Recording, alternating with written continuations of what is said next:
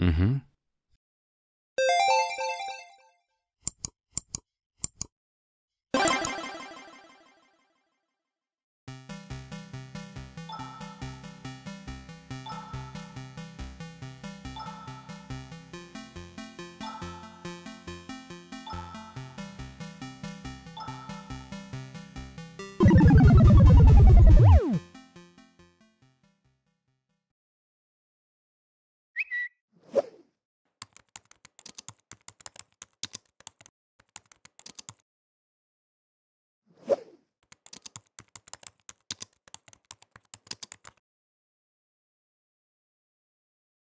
La création d'un signalement génère un rapport.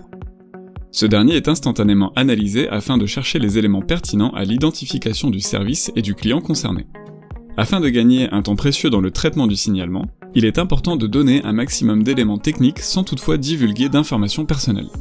D'ailleurs, si la demande de base n'est pas complète ou manque de clarté, un email est envoyé au plaignant afin que ce dernier complète la plainte avec plus de précision.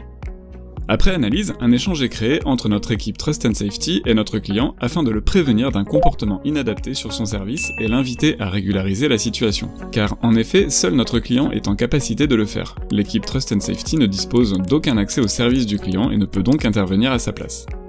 Évidemment, cet échange est confidentiel. Le plaignant ne peut pas y participer. Il reçoit en revanche un accusé de réception contenant un numéro de dossier. À la clôture de ce dernier, il sera notifié par notre équipe, mais aucun détail sur le traitement réalisé ne pourra lui être précisé. Selon la gravité de la plainte, le client concerné dispose d'un délai variable pour répondre à notre demande.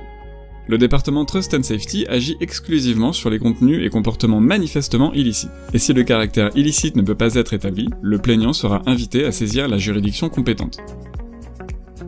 En fonction des situations, OVH Cloud se réserve le droit de prendre toute mesure appropriée dans le respect de la législation en vigueur.